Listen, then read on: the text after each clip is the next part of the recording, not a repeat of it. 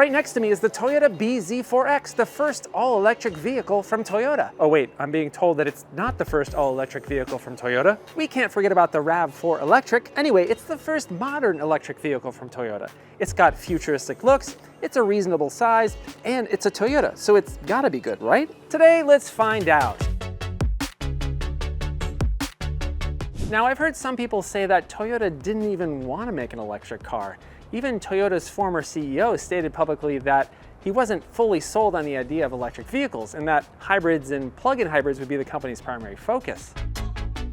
Given Toyota's skepticism of fully electric vehicles, some have suggested that Toyota really phoned in the design of the bZ4X. Yes, it has some futuristic design cues like some other EVs have, but it lacks some features that EV diehards will look for. No frunk, no one-pedal driving, no gimmicky door handles. Okay, maybe that last one's a good thing, but the range, it doesn't look to be all that impressive. Can the bZ4X actually compete in a modern electric car landscape, or will the lack of range and features relegate it to the footnotes of electric car history?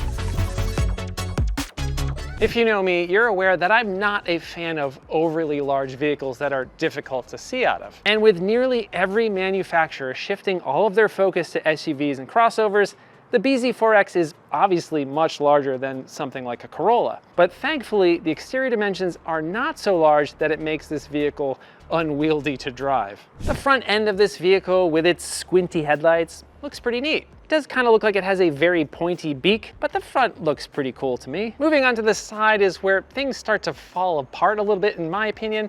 I like the fact that Toyota's trying something different with these two-tone exteriors, but this gloss plaque on this wheel arch, not aesthetically my thing.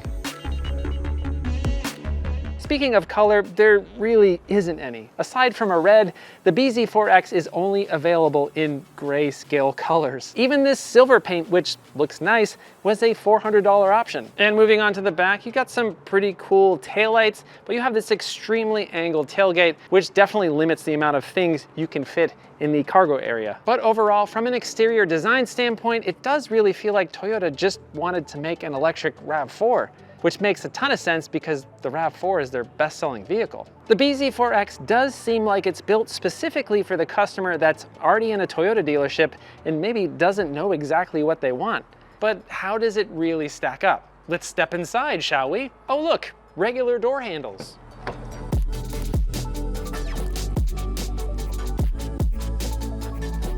And yes, once you get in the vehicle, you realize that it's pretty much a normal car. It doesn't have a lot of strange functions. There are physical controls for pretty much everything that you need to use. There's a nice infotainment screen. So at a quick glance, transitioning from a RAV4 to this electric Toyota seems like it would be relatively easy. There are some very interesting design choices in this car. Here on the dash, we've got this unique textured fabric. It has a weird pattern and a somewhat rough texture. It's really strange, but I dig it. I like the fact that they tried something different here, and it looks nice. There are also some areas that have some nice soft touch surfaces. But then move over to the driver's side, and you'll be greeted with, how should I put it, a ridiculous gauge cluster. So yeah, I'm not really a fan of the design. It looks like it was pasted onto the top of the dashboard as an afterthought. So yeah, the aesthetics are my own personal opinion. I'm sure there are plenty of people that think this looks super rad. But what is not super rad is there's no way for me to position the steering wheel where I can see both the gauges and have a comfortable driving position. The only way for me to see the gauges is if I move the steering wheel pretty much down into my lap, which is not very comfortable. So this just seems like an incredibly huge design misstep. This is the first Toyota I've driven in a very long time where the ergonomics are just not that great. Aside from that, this is a pretty comfortable cabin, and as somebody with long legs, I appreciate that you can put the seat pretty far back. There's ample leg room from front to back. However, from side to side, I find this space unusually narrow. My right knee is constantly hitting this center console. I noticed that there's a cutout for the passenger side to allow for some more space, but there's no cutout on the driver's side. So if you're taller or you have a larger frame, you might think this is a little bit annoying. But the seats are quite comfortable. They have this relatively nice looking fake leather material. They're power adjustable on the driver's side, but no power adjustment on the passenger side, even though this is the top tier limited trim. So assuming you can see the gauge cluster in front of your steering wheel, the design here is actually quite simple.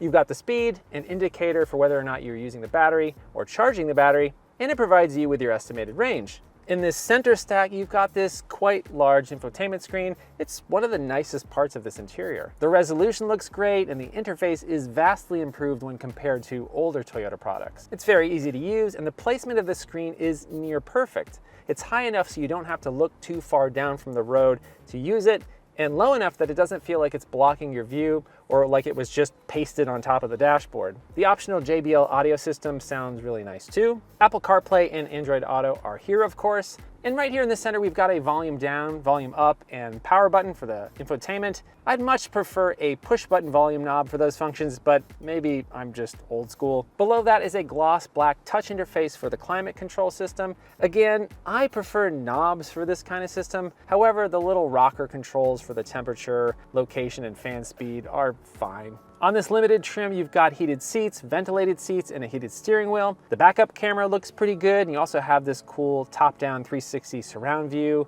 which makes it easy to back in and out of parking spaces and makes it easy to navigate crowded locations. Now down here on the center console, you have an abundance of glossy black plastic, which if you watch any car review videos, you'll know that nearly all auto reviewers hate this with a passion. However, there must be a reason why car makers keep insisting on using it. Maybe it's a selling point at the dealership. I honestly have no idea. It looks pretty fancy and sparkly when it's clean, when it's not scratched or covered with fingerprints. But speaking of sparkly and shiny, be prepared to occasionally be blinded by the sun reflecting on this mirror-like surface directly into your eyes. Right here in the center, we have this somewhat unusual push and turn gear selector, but it doesn't take too long to get used to how to use it. In the middle, we have two very small cup holders. They're right next to each other, so don't get two medium Starbucks-sized coffees at the same time because they won't really fit. But it's perfectly fine for water bottles or cans. Right above that is a little cubby where you can wirelessly charge your phone, and inside this cubby is where you can plug in your USB cord for the infotainment system. However, you cannot shut this lid when there's a USB cable in there. The center console is relatively large, and you have a little bucket here that you can take out to offer even more space. One nice thing about the bZ4X is that you have an abundance of space under the center console to put a bunch of your stuff, which is quite nice. And you'll be happy that it has this storage down here because there's no glove box in this vehicle. Down here you have two USB-C charging ports. The door pockets are larger than I've seen on some electric cars of this size, which is nice. And we can't forget about this massive panoramic sunroof, which makes this cabin feel a lot larger than it is. Interior dimensions do seem to be around the size of a RAV4, so if you're familiar with that vehicle, you'll probably feel right at home here. Though because of this narrow driver area, it doesn't feel as big as it should, in my opinion. I got to drive the Kia Niro EV for a week, and that much smaller vehicle felt a bit larger on the inside. No, it did not have as much space according to the specs, but because of the design decisions that Kia made, it felt a bit larger. Especially not having a steering wheel that was sitting in my lap and having a center console that I'm constantly banging my knee up against. Backseat comfort is really quite good in this vehicle. Lots of legroom, decent amount of headroom, even for somebody my height. This limited trim gives you heated seats on the outboard sides, which is pretty fancy. You also get vents, two USB ports, tons of space for a child seat, even for a large rear-facing seat like this one. When it comes to cargo space, the bZ4X is about average for this class of vehicle, but it feels like plenty of room. Lots of space with the seats folded down, but there's no lever back here to fold the seats. You have to do that from the seats themselves. But once they're folded down, you have a copious amount of room in here for all of your junk. One place where the bZ4X shines is with its safety technology. Of course, there's a bunch of airbags, but there's a whole suite of safety tech in place that will help you avoid collisions. The 360 camera and the backup camera paired with the parking sensors do their job well and provide another set of eyes. But what about safety features for pedestrians and those on bikes? This is something that's not often mentioned in car reviews. With rising pedestrian and cyclist fatalities in the US, we should start talking about how our car buying decisions affect those outside of our vehicles. Here we have Toyota's brand new Safety Sense 3.0 system, which includes a pre-collision system with pedestrian detection, and from the testing videos that I've seen, the system works well.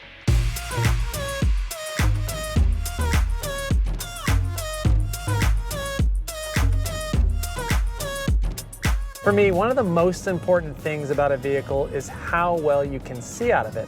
A lot of people like to focus on acceleration or fancy technology, but if you can't see very well out of a vehicle, it's going to make every single driving experience you have with that car much more difficult and much more stressful. I've been in a lot of new vehicles where you can barely see out of the back of the car at all, or you can't tell where the front of the vehicle is because you just can't see it. The bZ4X does seem to have pretty good visibility out the front. It's not too difficult to gauge where the front of the vehicle is. And visibility out the back is decent. The C-pillars are quite big, but so is the rear window. Overall, this vehicle is pretty spacious on the inside, yet the exterior dimensions do not feel ginormous. And that's important when it comes to safety because larger, heavier vehicles are much more dangerous for everyone. Acceleration is good, and with the instant torque of the electric motors, you'll have no problems getting up to speed on the freeway. It's certainly not as quick as other EVs, but as I mentioned in other videos, 0 to 60 times are mainly just marketing tactics and sometimes aren't really all that applicable in the real world. When you inevitably get stuck in traffic, the adaptive cruise control works great. The lane centering and lane assist functions also work really well. With the rise in vehicle traffic and ever-increasing number of cars being added to the roads, there are many times when driving often sucks. And automakers know this. That's why Toyota spent the time to make sure that their driver assist and driver convenience features work really well. We don't need to talk about things like handling because this is a family SUV. And even though I'm on one of my favorite winding back roads right now, I'm not out here because I want to experience the sporty nature of this crossover. Hint, it's not sporty. But out here, this heavy crossover does feel relatively sure-footed. What we should focus on are things like efficiency and range.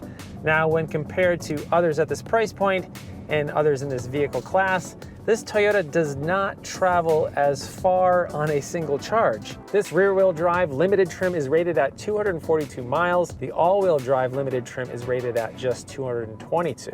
Compared to the competition, those stats are not very impressive. However, most people don't need as much range as they think they do. It's great to avoid range anxiety, but having 300-400 miles of range in an electric car is mostly for convenience and not often necessity. Sure, there are edge cases like road trips and days where you've got multiple errands and no time to charge, but the average American only drives 37 miles per day. That's well within the range of all new EVs, and even within the range of some plug-in hybrids. That's one of the reasons why I like smaller EVs with smaller battery packs. The battery is lighter, meaning the vehicle is lighter. And because of that, efficiency is better. And ultimately, it's better for the environment than a larger and heavier electric car. Now, is this bZ4X efficient? Well, that's one area where it definitely could use some improvement. I'm only seeing 3 miles per kilowatt hour. In terms of charging, this is yet another area where the bZ4X is not as competitive as others in the class. Toyota only provides you with a level 1 charging cable, which will charge your car from 0 to 100% in 50 hours. This is fine if you have no other options, but it's not really useful in real-world situations. So go ahead and toss that 110-volt charger in the trash and upgrade to a 240-volt charger. Then you can charge the battery from empty to full in about 9.5 hours, which is reasonable. When it comes to DC fast charging, the speeds are acceptable, but certainly not class-leading. It takes about 30 minutes to go from low to 80% charge in front-wheel drive models, and with all-wheel drive models, it takes an hour. Compare that to the Kia EV6, which can do it in just 18 minutes. So yeah, there are some compromises that you'll need to make if you decide to go with this vehicle over another more capable electric car. But many of those demerits won't really matter for some customers. For someone currently driving a CR-V or a RAV4 that wants to go electric, the bZ4X might seem like a step up. This really does feel like an electric RAV4. Toyota doesn't provide some things that seasoned EV owners might be looking for, like a front. It's a similar story for the lack of one-pedal driving on the bZ4X. You can add a little bit of regen using this switch right here, and unlike the Kia system that allows 3 levels of regen, Toyota only offers 1. Which, when you think of the potential customer for this car, that's probably okay. It seems like the buyer profile Toyota is aiming for is someone that's never driven an electric car before, so they might not even miss the frunk. They might not even know what one-pedal driving even is. But overall, if you've driven a RAV4, this is going to feel very familiar. The main difference is that you have that torquey electric motor instead of the droney four-cylinder in the RAV4. If you're in the market for a RAV4 or a RAV4 Prime and you're looking to make the jump to electric, this may not be a bad choice.